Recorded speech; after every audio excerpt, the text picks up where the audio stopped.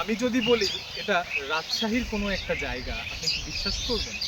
হয়তো বিশ্বাস করবেন যদি কোনো গ্রামের প্রকৃতি হয়, কিন্তু আসলেই না। এত সুন্দর বন্য প্রকৃতি, এটা রাজশাহী শহরের মধ্যে একটা জায়গা। জায়গাটা না হয় পরেই বলি। আসেন দেখেন কত সুন্দর গরু। গরু এখানে চুপচাপ দাঁড়িয়ে আছে।